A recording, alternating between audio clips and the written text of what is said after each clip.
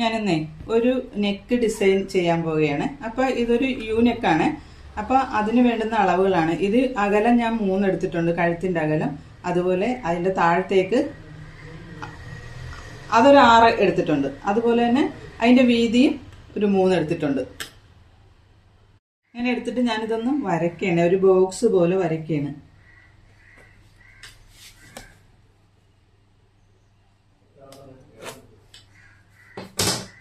നമുക്കൊന്ന് വരച്ചു കൊടുക്കാം. അതിൻ്റെ ആ കഴുത്തിൻ്റെ ഷേപ്പ് ഒന്ന് വരച്ചു കൊടുക്കാം.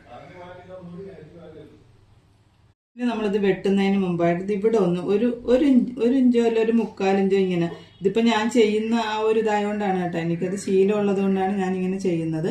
അപ്പം നിങ്ങളത് അറിയാൻ മേലാത്തവരാ, പുതിയ ആൾക്കാരാണെങ്കിൽ 1 ഇഞ്ചോ അല്ലെങ്കിൽ 1/4 ഇഞ്ചോ വെച്ച് ഇതിങ്ങനെ മാർക്ക് ചെയ്ത് കൊടുത്തിട്ട് വേണം ഇതിങ്ങനെ വെട്ടിയെടുക്കാൻ. ഇപ്പം നമ്മൾ ഒരു അകലം കഴുത്തിന് അകലം വരാതിരിക്കാൻ വേണ്ടി ഇവിടെ ഇങ്ങനെ മുറിക്കണം. ഈ ഭാഗം വിട്ടിട്ട് ഇനി ഞാനൊന്ന് മുറിക്കട്ടെ.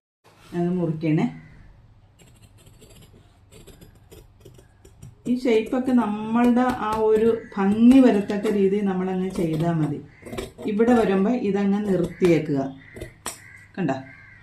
എന്നിട്ട് ഇത് അങ്ങ് മുറിച്ചെടുക്കുക നല്ല ഷേപ്പിൽ, കൈവിടാതെ. ഇത് ഒരു പിന്നെ മുട്ടുസൂചി കൊണ്ട് കുത്തിയിട്ടായാലും അറിയാൻ മേലാത്തവർക്ക് ഇതിങ്ങനെ ചെയ്യാവുന്നതാണ്. എന്നിട്ട് ഈ വരയിട്ടില്ലേ, ഇത് നമ്മളങ്ങ് മുറിച്ചെടുക്കുക.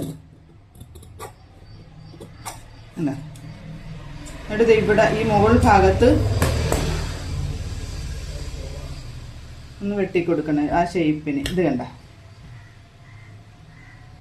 എന്നിട്ട് നമ്മളൊരു ലൈനിങ് പീസ് എടുത്തതെന്ന് വെച്ചാൽ ലൈനിങ്ങിൻ്റെ ബാക്കി വന്ന ഭാഗമുള്ള അത് ഞാൻ അയൺ ചെയ്തെടുത്ത്. ഇനിയാണ് നമ്മൾ ആ മെയിൻ തുണിയിലേക്ക് ഇത് യോജിപ്പിക്കേണ്ടത്.